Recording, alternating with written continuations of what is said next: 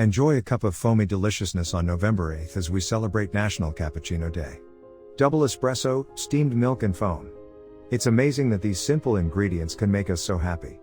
Start the day with a steaming mug of frothy cappuccino, or wind down after dinner with a hot, relaxing cup alongside a rich dessert.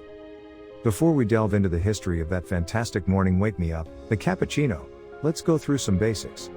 Espresso coffee forms the base from which cappuccinos are made.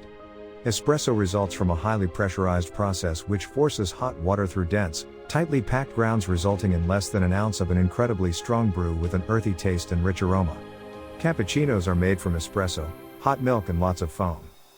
There's an unverified legend that a 17th century monk named Marco d'Aviano first created the cappuccino after the Battle of Vienna in 1683.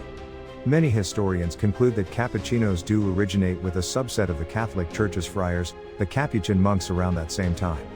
But coffee, being the global drink that it is, has always found a place in Vienna. By 1805, an early version of the cappuccino, also known as the Kapuziner, starts to appear in Viennese coffee houses. These drinks were coffee with cream and sugar. But the name, cappuccino, is descriptive. It refers to the deep, brown color of the hooded frocks or cappuccini, worn by 17th century Capuchin monks in Italy. Later, in 1901, Italian inventor, Luigi Bezzera, filed the first patent for an espresso machine.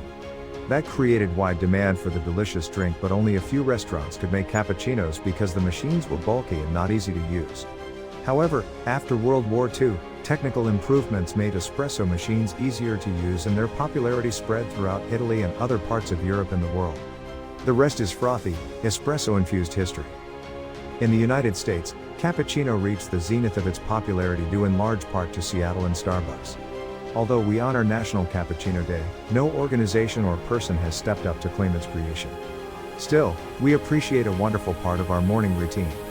Enjoy! On This Day event is an educational project. Thank you for watching. Don't forget to like and subscribe our channel.